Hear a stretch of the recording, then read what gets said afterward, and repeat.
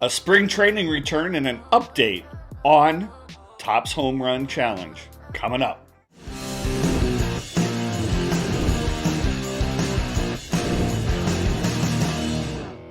Hello again, everybody. Thank you so much for joining me as always. My name is TTM Tony, and in case you're new to the channel, this is where I kind of tell you some of the autographs that I have gotten in recently. Now, it is a crazy time currently for TTM or through the mail autograph collecting. It's also a crazy time for in-person autograph collecting because a lot of things have been just simply shut down. And, VidCon announced that it's shutting down.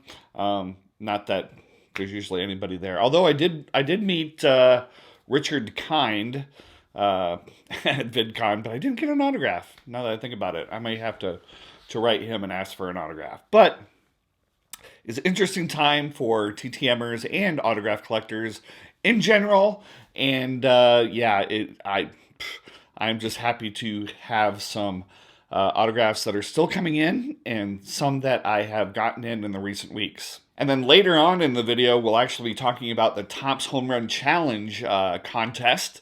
And they just sent an email just a couple of minutes ago, and just thought I'd fill you in on that. But first, let's get to the autographs. Right now, here's the first one. Say it with me. Boom. All right, first we have Daniel Robertson. He signed 1/1 in 31 days via the Rays spring training address. Now, I actually sent this on February 2nd of 2020 and received it on March 4th of 2020. Now, obviously, this address is no longer valid since spring training has been canceled and the season is up in the air currently. But anyway, this is the Rays home stadium. So whenever they do pick up, you might want to try writing to Daniel Robertson here. Now, he has played for the Rays since 2017 and had his debut in the majors on April 4th of 2017. And actually in his first, not his first at bat, but he actually had the first walk-off grand slam in franchise history on July 22nd, 2018, and immediately afterwards went to visit a sick kid in the hospital. So that's pretty cool. Next, we have Lee Tunnell. He signed 1/1 in 560 days. This was actually sent to the Brewers on August 18th of 2018 and was received on February 28th of 2020. So 560 days. He is no longer with the Brewers organization, so this address is no longer valid. According to Star Tiger, he is now with the Reds organization. But I would hold off on sending anything right now. Now, he played from 1982 to 1993 for the Pirates, the Cardinals, the Twins, and then went to Japan for a couple of years to end his career. Then he went on to coach with the Reds and the Brewers, and now, like I said, apparently he is back with the Reds. So, coming full circle there. During his playing career, he had a win-loss record of 22-28 with a 4.23 ERA and 280 strikeouts. Lee Tunnell. Next, we have an NBA return from Hersey Hawkins. He signed 2 of 2 in 13 days via his home in Oregon. You can see the address for Hersey Hawkins right there. Now, as you probably know, if you're watching this video, whenever I am able, I do put the address here in the video and also on Instagram. It's just something that I do. Not some people hold their addresses too close to the vest, and so I try to give them wherever it is a public address. There you go.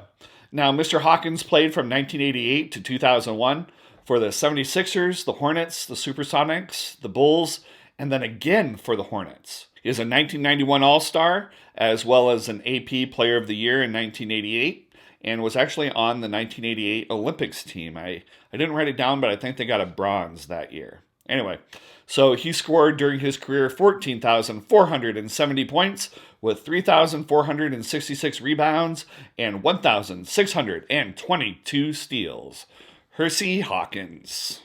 Next, we have Dave Stapleton. He signed 1/1 in 292 days via his home.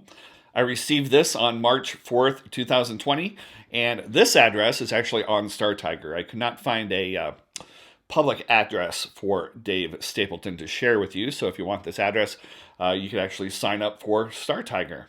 Now, fun fact about Mr. Stapleton. So take you back to 1986 World Series Game 6, and Red Sox manager John McNamara left Buckner, everybody knows Buckner, right, in the game rather than replace him with Stapleton because of Buckner's defensive agility, so to speak, which actually led to Mookie Wilson hitting a ground ball that went right through Buckner's legs, which gave the New York Mets a come-from-behind win in the 10th inning, and the Mets went on to win the series 4-3. So who knows what would have happened if Stapleton would have went in and instead of Buckner, but that is a fun fact, or not so fun fact for probably fans of the Red Sox, but there you go.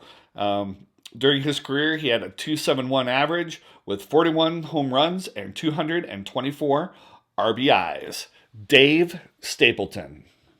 So I hope you enjoyed the autographs for today. You know, those 4 autographs. I've been trying to put together 4 in each video for you to just kind of give you a short video to digest in between all your work at home or studying from home or whatever you're doing at home these days during this COVID coronavirus thing going on right now. But hey, I just got an email from the Topps Baseball Card Company, and those of you who may not know, this didn't even occur to me. Last year I actually won a Manny Machado limited numbered home run challenge card for correctly choosing the date that he hit a home run last year, and I thought that was pretty cool. Still got it over there.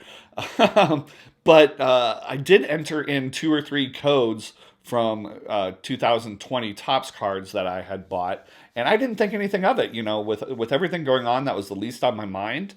But I got an email today, and I'm just going to read it. Dear Home Run Challenge player, or hello, Home Run Challenge player. As many of you have commented on the current situation and circumstances surrounding the Major League Baseball start, we wanted to take this opportunity to say that we hear you and are in the process of giving back all entered player codes associated with the 2020 Major League Baseball Home Run Challenge. So what they did in this email is they actually gave you all your codes back in case you didn't keep the cards.